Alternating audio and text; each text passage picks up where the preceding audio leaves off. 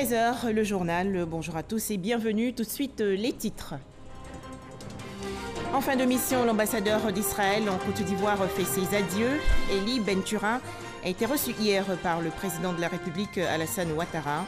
Leurs échanges ont porté également sur la coopération bilatérale, notamment dans les domaines de l'économie et de l'agriculture. 500 milliards de sacs en plastique utilisés chaque année dans le monde. La journée mondiale sans sachets plastiques célébrée aujourd'hui veut mettre fin à ce phénomène. Dans ce journal, le message du gouvernement ivoirien lu par la ministre de l'Assainissement et de la Salubrité, Anne-Désirée Ouloto. Enfin, les représentants du secteur financier réunis en Côte d'Ivoire lors du séminaire international sur le financement du logement social en Afrique. Le Conseil des ministres se tient aujourd'hui. D'accord. –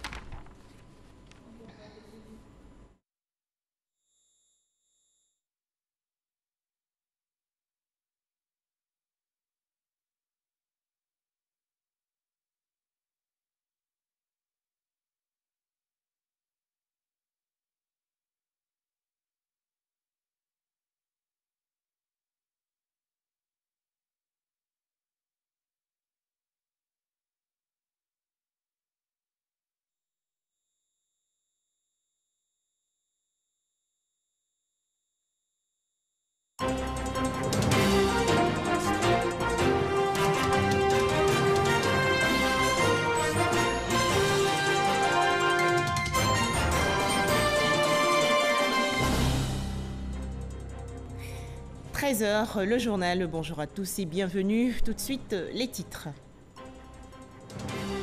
En fin de mission, l'ambassadeur d'Israël en Côte d'Ivoire fait ses adieux.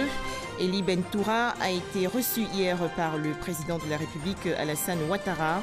Leurs échanges ont également porté sur la coopération bilatérale, notamment dans les domaines de l'économie et de l'agriculture. 500 milliards de sacs en plastique utilisés chaque année dans le monde. La journée mondiale sans sachets plastiques célébrée aujourd'hui veut mettre fin à ce phénomène. Dans ce journal, le message du gouvernement ivoirien lu par la ministre de l'Assainissement et de la Salubrité, Anne-Désirée Ouloto. Enfin, les représentants du secteur financier réunis en Côte d'Ivoire lors du séminaire international sur le financement du logement social en Afrique. Le Conseil des ministres se tient aujourd'hui au palais présidentiel dans la commune du Plateau. Cette réunion gouvernementale est dirigée par le président de la République, Alassane Ouattara. Plus d'informations dans nos prochaines éditions. Autre activité du président de la République, Alassane Ouattara, l'audience accordée hier à l'ambassadeur de l'État d'Israël en Côte d'Ivoire. En fin de mission, Eli Bentura a fait ses adieux au chef de l'État ivoirien. Leurs échanges ont également porté sur la coopération bilatérale, notamment dans les domaines de l'économie et de l'agriculture. À Ouattara. L'ambassadeur d'Israël, Dr Eli Bentura, quitte la Côte d'Ivoire après 4 années de mission. Le diplomate israélien estime au terme de sa mission avoir contribué au rapprochement des deux peuples et au développement des relations de coopération entre la Côte d'Ivoire et l'État d'Israël. C'était une réunion pour dire au revoir avant mon départ définitif de la Côte d'Ivoire. Et ça m'a donné aussi l'opportunité de faire le bilan de notre activité ici pendant mon séjour. Et aussi, on a discuté comment renforcer les relations bilatérales entre les deux pays, dans le domaine de l'économie, dans le développement, agriculture, etc. C'est en décembre 2016 que l'ambassadeur Eli Bentura a présenté ses lettres de créance au président de la République, Alassane Ouattara. Direction à présent Abuja, au Nigeria, où en sont les travaux de construction de la nouvelle ambassade de Côte d'Ivoire. Rappelons que ces travaux ont démarré en 2018. On en parle avec Viviane Haïma. La Côte d'Ivoire aura bientôt ses propres locaux pour abriter son ambassade au Nigeria. Sur un terrain de 8000 m² situé dans le prestigieux quartier diplomatique à Abuja, Le nouveau bâtiment de l'ambassade de Côte d'Ivoire est en construction, voisine de l'ambassade des États-Unis, de celle du Canada, de la Serbie et de la représentation de l'ONU. L'ambassade de Côte d'Ivoire n'aura pas pâle figure, assure l'ambassadeur Koné Maman Épouse Touré, ambassadeur près le Nigeria et près la CEDEAO, qui depuis le démarrage du projet suit de près son exécution. C'est sur instruction du chef de l'État, son Excellence le président Alassane Ouattara, qui a souhaité qu'on construise un bâtiment, une ambassade à l'image de la Côte d'Ivoire. C'est un bâtiment classé au top site. Les travaux ont commencé le 17 mai 2018. La Côte d'Ivoire, c'est le premier pays de l'UEMOA et le deuxième pratiquement de la CEDEAO, voilà, en matière de développement. Donc on a le prestige et aussi nous serons dans un bâtiment sécurisé. En matière de diplomatie, lorsque vous avez un bâtiment prestigieux, la classe diplomatique, c'est dit que c'est un pays qui est développé, un pays qui est riche. Le plan prévoit un bâtiment principal de type R+2, constituant la chancellerie et comprenant à l'intérieur un ensemble de bureaux, une grande salle de réception et au haut du bâtiment un appartement présidentiel. Le chef d'État en visite au Nigeria pourra venir recevoir ses homologues et d'autres autorités au sein de l'ambassade ici. Une annexe pour la délivrance des pièces administratives et de grands espaces verts. Construit entièrement en béton, le maître d'œuvre est l'entreprise Bouygues. 150 ouvriers sont mobilisés pour la réalisation de l'ouvrage, dont le coût total s'élèvera à 6,435 milliards de francs. Un investissement qui permettra à l'État de Côte d'Ivoire de réaliser des économies à long terme. Il faut dire qu'on payait beaucoup d'argent pour la location des locaux de l'ambassade et chaque année, le propriétaire venait augmenter. Puisqu'il sait que c'est une mission diplomatique, nous ne pouvons pas déménager à tout moment. Le gros œuvre étant terminé, les travaux de finition vont démarrer à partir du mois d'août. L'ambassadeur Koné Maman Épouse Touré nourrit l'espoir de voir l'ouvrage inauguré officiellement par le président de la République lors de son prochain déplacement à Abuja au mois de décembre pour le sommet de la CEDEAO. Moscou, la capitale de la Russie, a accueilli il y a quelques jours les travaux du deuxième forum international sur le développement du parlementarisme. La Côte d'Ivoire était représentée par le président du Sénat. Jeannot Ahoussou-Kouadio a fait le point sur les actions engagées par son pays pour mettre fin à plusieurs fléaux, notamment la cybercriminalité et les changements climatiques. Plus de détails avec Herman Guivet. 4 minutes et 56 secondes. C'est le temps qui aura suffi au président du Sénat ivoirien, Ahoussou-Kouadio Jeannot, pour présenter à ses homologues parlementaires les actions engagées par le gouvernement et les institutions ivoiriennes pour lutter contre les fléaux identifiés par la Conférence internationale pour le développement du parlementarisme. Entre autres fléaux, la cybercriminalité. Aussitôt la première session achevée, c'est au pas de course qu'il rejoint la salle voisine pour une seconde rencontre avec d'autres parlementaires. Objectif, présenter les initiatives prises par la Côte d'Ivoire pour lutter contre toute menace qui pèse sur l'environnement. Nous avons organisé en juin 2015 un sommet africain pour poser le problème du climat, du changement climatique, mais aussi les problèmes d'écologie. Un large éventail d'initiatives consacrées également à la lutte contre le changement climatique. Nous avons participé à la COP21, la conférence sur les changements climatiques, qui s'est tenue du 30 au 12 décembre 2015. Et aujourd'hui, nous sommes rentrés dans un mécanisme de réduction des gaz à effet de serre, notamment pour lutter contre la déforestation. Sur un territoire de 322 000 km², en 1960, nous avions 18 millions d'hectares de forêt. Aujourd'hui, nous sommes à peine à 2 millions d'hectares. Les problèmes écologiques sont des problèmes qui nous concernent nous tous et nous pensons que c'est ensemble que nous devons pouvoir lutter pour protéger notre environnement et pour protéger notre avenir. Je voulais vous remercier pour votre bienveillante attention. Merci beaucoup. C'est aujourd'hui la journée mondiale sans sachets plastiques, événement institué pour éveiller les consciences et sensibiliser les populations à l'utilisation des emballages réutilisables. En Côte d'Ivoire, le message du gouvernement est délivré par la ministre de l'Assainissement et de la Salubrité. Anne-Désirée Ouloto est au micro de Grascando. La célébration de la journée mondiale sans sachets plastiques vise à sensibiliser les populations sur la nécessité d'utiliser des emballages biodégradables et plus écologiques. Dans le monde, 500 milliards de sacs en plastique sont utilisés chaque année.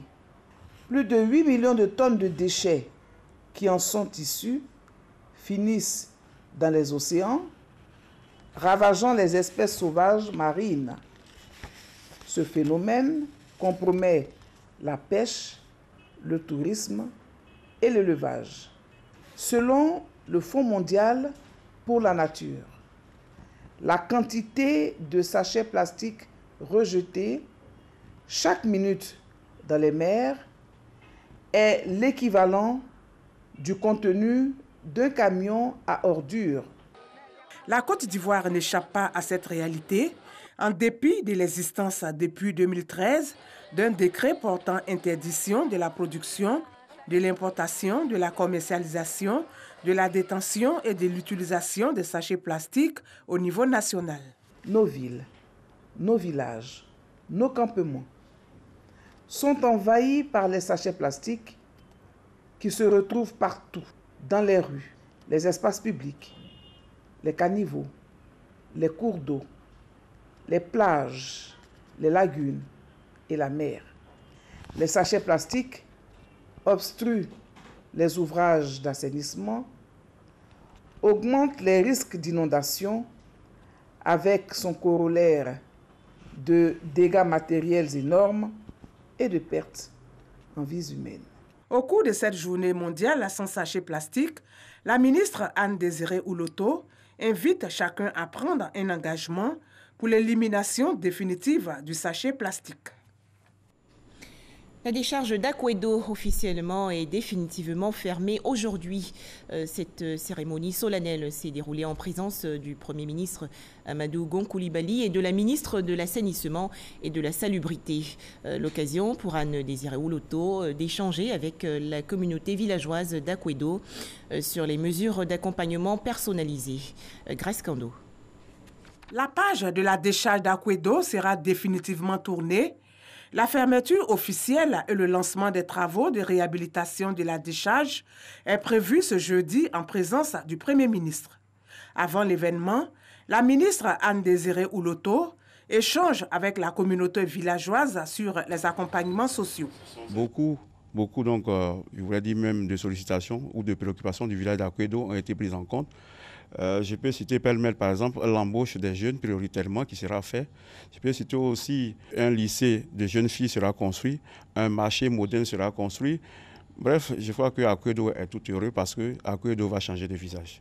C'est le fruit d'un processus qui a été bâti sur la base de la confiance entre le gouvernement et la population d'Akwedo. Ça n'a pas été chose facile. Il y a eu des promesses non tenues. Mais le président de la République a tenu à faire en sorte que son engagement soit honoré, respecté, donc pour faciliter également la vie à ses concitoyens, pour améliorer leurs conditions de vie. Le site d'Akwedo sera traité et transformé en un grand parc urbain, comprenant entre autres des aires sportives et récréatives, mais aussi un centre de formation et de documentation sur l'économie circulaire. Un programme pour lutter contre l'insalubrité et les maladies liées à une mauvaise qualité de l'eau. Le projet de réduction des risques en milieu urbain a été élaboré par la Croix-Rouge Côte d'Ivoire en partenariat avec la Croix-Rouge suédoise. On fait le point avec Davis Oyo et Patricia Omouetia.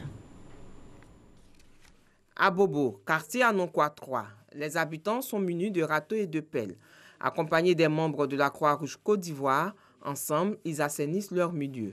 Tout le quartier a été passé au peigne fin. Une action suscitée par la Croix-Rouge Côte d'Ivoire en partenariat avec celle de la Suède. La vision que nous donnons à ce projet est d'amener la communauté à comprendre qu'ils sont d'abord les premiers acteurs de leur environnement et qu'ils ne devraient pas attendre forcément que les autorités viennent assainir leur environnement à leur place. Et qu'eux, à leur tour, ils doivent d'abord commencer et puis l'État pourra venir maintenant les appuyer. Nous avions été enseignés sur la propriété. Je pense qu'à l'issue de ça, la communauté Anoka 3 va assurer la propriété de notre commune et de notre quartier. Cette initiative est inscrite dans le projet de réduction des risques en milieu urbain de la Croix-Rouge. Ce programme regroupe plusieurs volets. En plus de la lutte pour la salubrité, une formation d'assistance en cas de sinistre a été initiée. La Croix-Rouge est venue nous apporter un savoir, le savoir vivre pour éviter les maladies hydriques. Il nous a apporté un peu le savoir dans les premiers secours. Il nous a apporté un peu le savoir dans la gestion des activités d'initiative de revenus, AGR. Et ensuite, il est en train de mettre la cohésion en organisant le Maracana. Cette première édition du projet de réduction des risques en milieu urbain a débuté par la commune de Yopougon. Elle s'est terminée par le tournoi Un but pour la salubrité dans la commune d'Abobo. Un moyen pour la Croix-Rouge de promouvoir également le vivre ensemble. On poursuit avec ce séminaire international sur le financement du logement social en Afrique. Les travaux se sont tenus récemment dans le district d'Abidjan.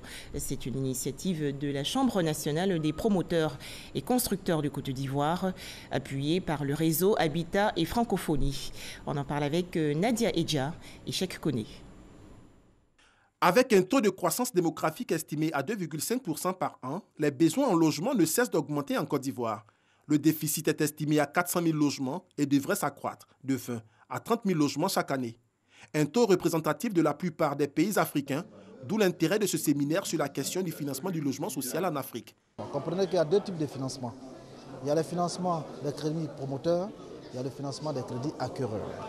Et aujourd'hui, l'objectif pour nous, c'est d'avoir des financements à des taux très intéressants qui permettent aux différentes populations qui sont ciblées par le logement socio-économique d'avoir des coûts abordables. On est à 480 millions de citoyens qui sont installés dans les villes en Afrique. Nous allons être 1 milliard en 2050. Donc le défi est énorme et le seul moyen d'y arriver, c'est de trouver ensemble quels sont les moyens de solvabiliser la demande de ces populations démunies. Un partage d'expériences avec des propositions de solutions concrètes. Le Sénégal a une expérience importante en matière de production de logements et en matière de financement de logements. L'État a mis en place une contribution pour les fonctionnaires qui doit représenter l'apport personnel qu'ils doivent donner, qui est un crédit sans intérêt que l'État met à leur disposition pour qu'ils puissent s'endetter pour le complément. Concernant la Côte d'Ivoire, des initiatives sont en cours pour répondre aux problèmes. Le CDMH que nous venons de relancer prévoit que le taux de refinancement du crédit pour l'acquisition d'un logement social est de 2% l'an, pendant que le taux du crédit à l'acquéreur est de 5,5% sur une durée de 20 ans de crédit. Pour le ministre de la Construction, il convient de mener des actions à long terme. Redoubler d'efforts au cours des prochaines années pour accélérer le rythme de production des logements, industrialiser la production et mettre en place des ressources budgétaires suffisantes et surtout pérennes de financement du logement social. De 2012 à 2015, le gouvernement a mis en place un programme de 60 000 logements sociaux et économiques. Le nouvel objectif est de construire 150 000 logements au cours des années à venir. Outre le financement, les problèmes de foncier et de fiscalité sont à corriger pour un meilleur accès au logement pour la population.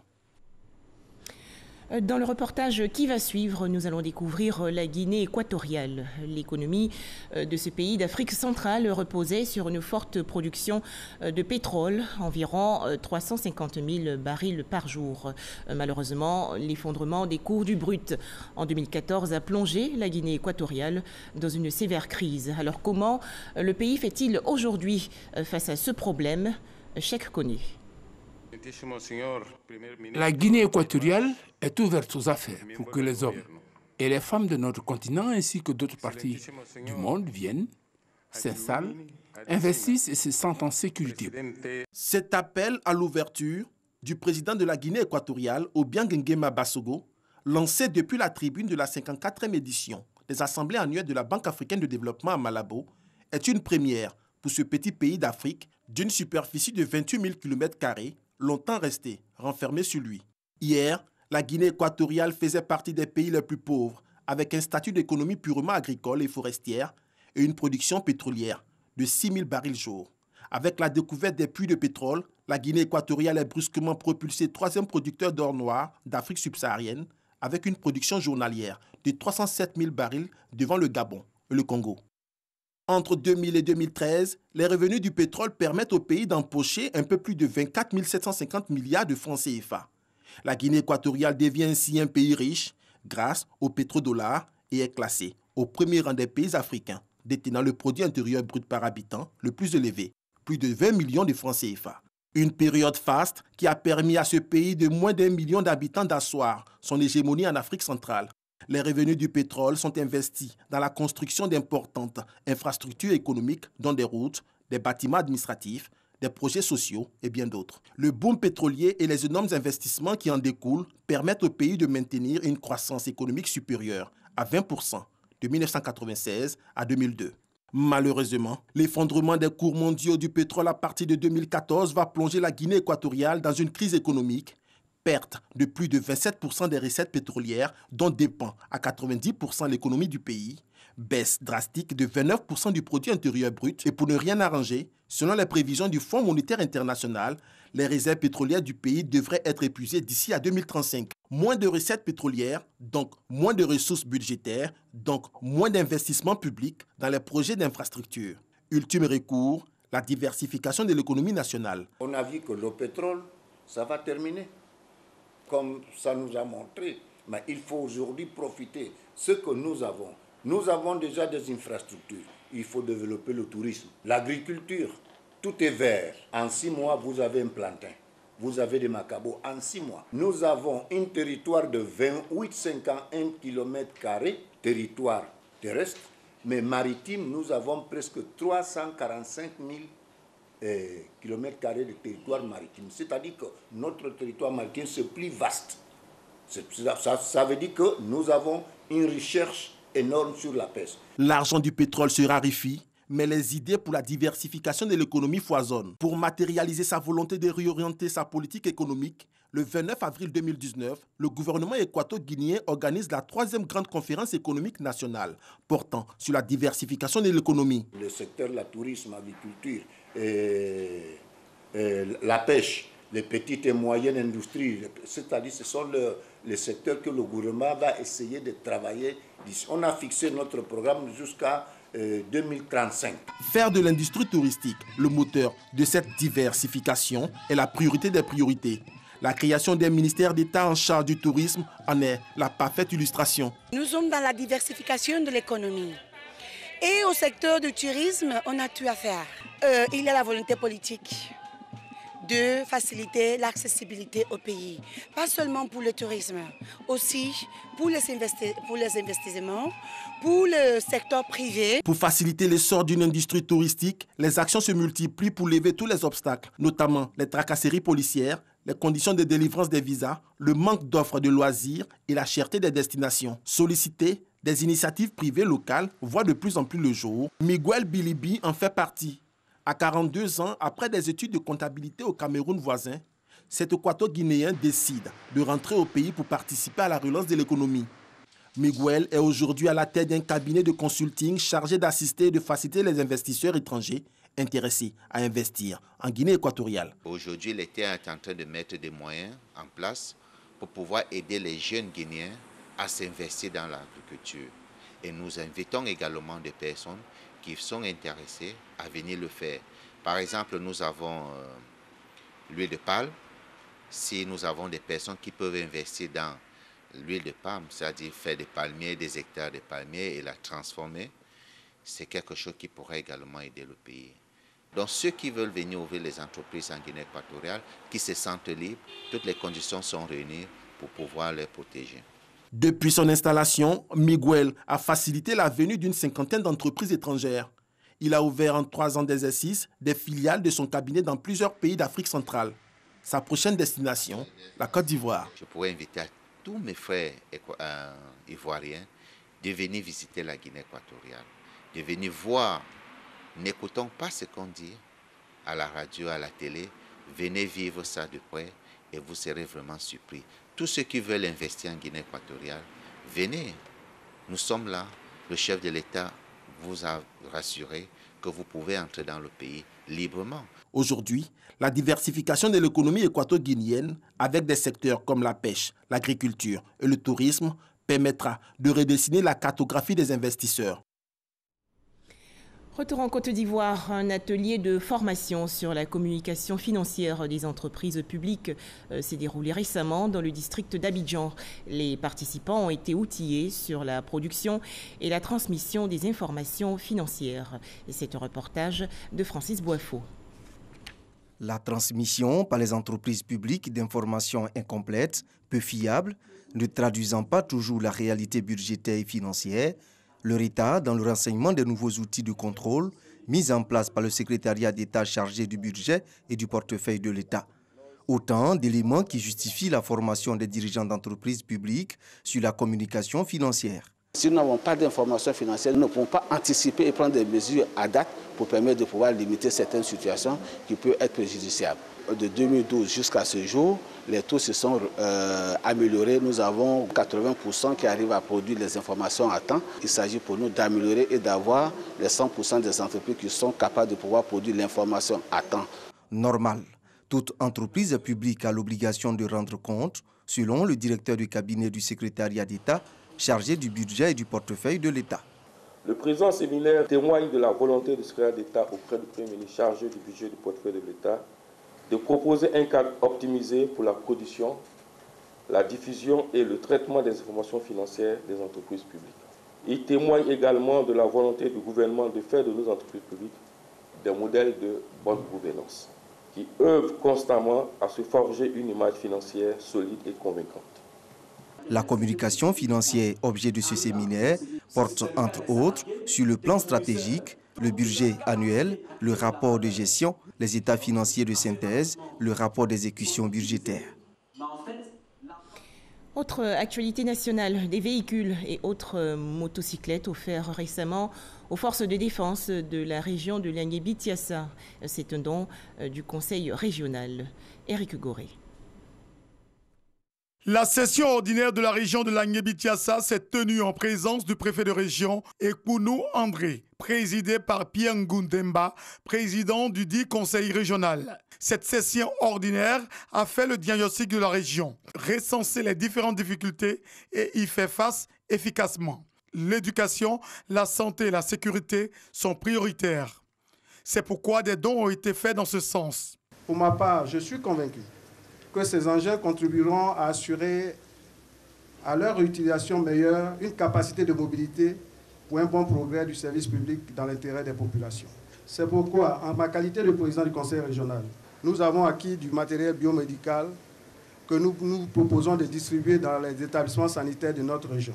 Les récipiendaires sont les forces de défense et de sécurité, le corps médical et les responsables du système éducatif et scolaire de la région. Ils ont reçu du matériel roulant et des équipements biométriques et en plus un bâtiment de 4 classes. C'est sur une pluie battante que ces dons ont été remis, ce qui fera dire au préfet de région que c'est une bénédiction. C'est une très bonne cérémonie qui est bénie parce qu'il pleut et nous ne sommes pas étonnés de ce que le président du conseil régional offre tout ce matériel. Le conseil régional de Lagné-Bitiassa se dit déterminé à améliorer les conditions de vie des populations de cette région. Autre don, ceux offerts par l'ambassade de France en Côte d'Ivoire au centre hospitalier universitaire de Yopougon. Il s'agit de fauteuils roulants, de chaussures thérapeutiques et autres médicaments. Salima Toudia. En remettant des fauteuils roulants, des chaussures thérapeutiques, des orthèses élastiques de contention des membres, le pôle Saint-Hélier de Rennes en France, à travers l'ambassade de France en Côte d'Ivoire, vise l'amélioration des pratiques médicales et paramédicales au service médecine physique et réadaptation du CHU de Yopougon. Ce don est le fruit d'une convention de partenariat entre les deux services. Nous savons, aucun projet d'envergure, aucune réforme pérenne n'est possible sans un investissement substantiel à la fois dans les structures et dans les ressources humaines. C'est pourquoi, lorsque nous soutenons l'offre de soins à travers un vaste et ambitieux projet d'infrastructure hospitalière, nous pensons aussi à la formation des agents de santé, ou encore à soutenir les projets de coopération hospitalière comme celui qui nous réunit ce jour avec le pôle Saint-Hélier grâce à un financement du ministère de la Santé en France, puis de l'Agence française de développement pour une période de 3 ans. Le ministère de la Santé et de l'Hygiène publique s'est félicité de cet engagement aux côtés des patients ivoiriens. C'est donc destiné au rehaussement du plateau technique du service bénéficiaire va améliorer sans aucun doute la qualité de vie des patients souffrant de déficits ou d'autres insuffisances fonctionnelles. Et j'exhorte donc la direction du CHU de Yopougon à en faire le meilleur usage possible dans l'intérêt de nos populations. Prise en charge de la douleur et des plaies chroniques sont entre autres les domaines d'intervention de ce partage d'expertise. L'utilisation de la télémédecine dans les cas complexes est aussi envisagée pour une approche innovante. On connaît désormais le tableau complet des huitièmes de finale de la Coupe d'Afrique des Nations 2019. Les premières huitièmes de finale vont donc commencer le vendredi 5 juillet prochain. Le Bénin sera opposé au Maroc à 16h temps universel. Et plus tard dans la soirée, l'Ouganda sera aux prises avec le Sénégal à 19h. À présent, la situation des droits humains au Burundi. Dans un rapport, la commission d'enquête des Nations Unies souligne un rétrécissement de l'espace démocratique et une intensification de la restriction des libertés publiques dans ce pays, et cela depuis mars dernier. Rappelons qu'un conseil des ministres s'est tenu aujourd'hui au palais présidentiel dans la commune du Plateau. Cette réunion gouvernementale a été dirigée par le président de la République, Alassane Ouattara. Les détails dans nos prochaines éditions.